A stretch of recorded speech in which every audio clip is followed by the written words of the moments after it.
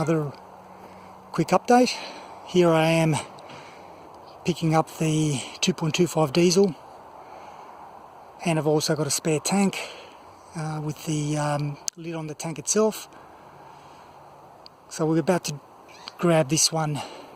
Now this was the original chassis, the Series 3 chassis that I was going to get before the 88 came into play, but I'm still after this motor. So we've just taken everything that's part of that. I've got all the other bits and pieces, the wiring and the fuel lines, etc., that's needed.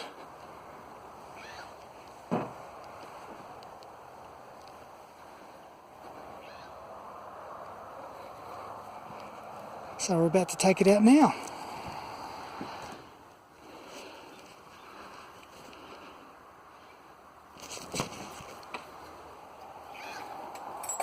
Very handy to have this little hoist on the trailer.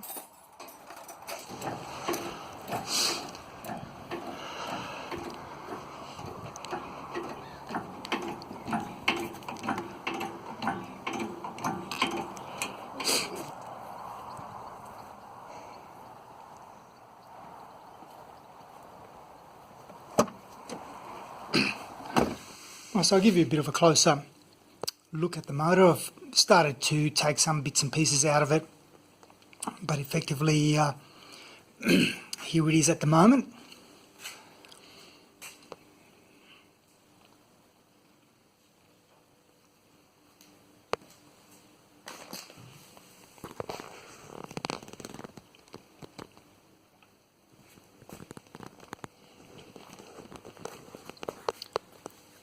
So I've managed to get most of the electricals there, including the stuff that I need for the glow plugs.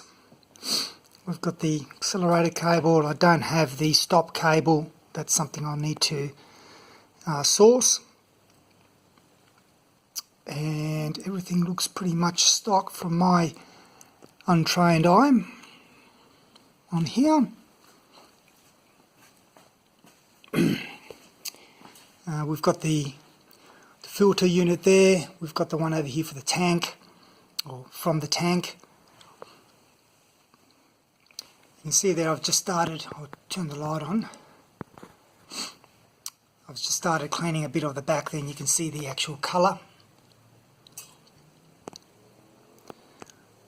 The water pump I think may need to be replaced. There's a bit of play in there. And also obviously the alternator here, that's seen quite a bit of weather, judging by the surface rust there.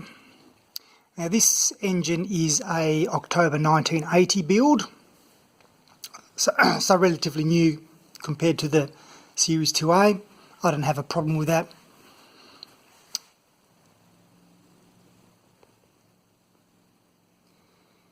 So what I've taken out is the breather hose, there's the filter bath, and with the breather hose it also came with this unit here, which bolts to there,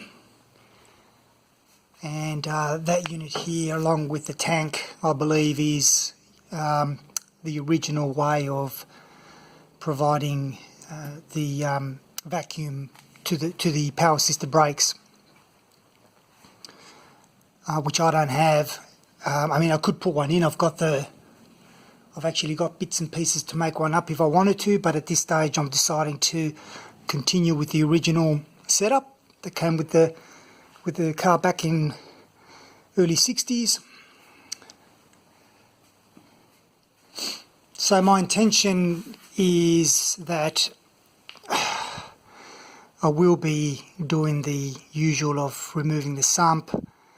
I might actually pull the rockers out, and obviously injectors and glow plugs. I may even pull the head, have a look at the condition of the pistons in there. And you know, sometimes it's kind of like, should I? But given that this is a bit of an unknown motor, it's not I don't think the person I bought this off knows when the last time it ran. I actually should check. They've said that it actually turns. I should check it. I've got a crank handle, so I'll check that. But I'll give it a, I'll start dismantling it and go from there. Really, it's a bit of an unknown. Obviously, once you open these things up, you just don't know what to expect. At the very least, it's got oil in it, although the oil is quite dark and thick. You can see, I'll see if I can...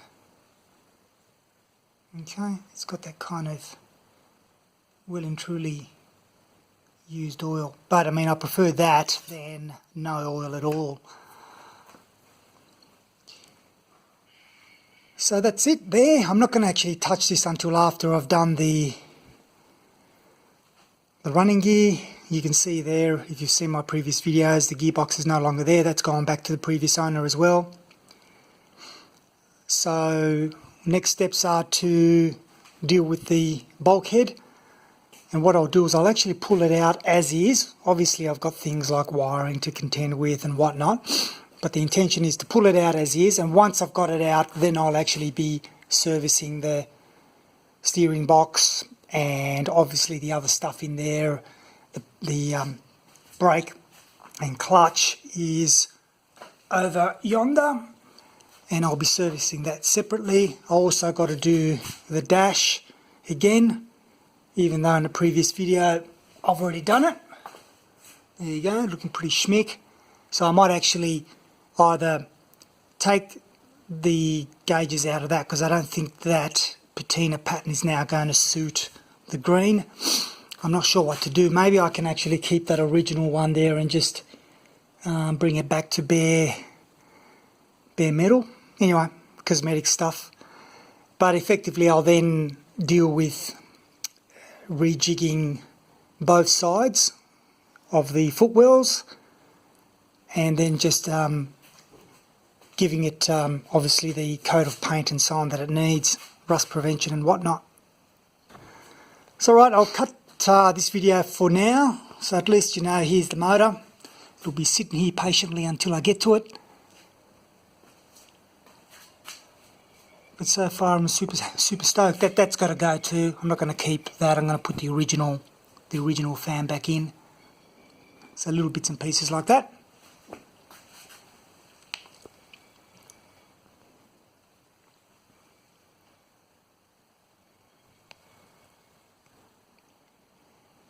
Alright,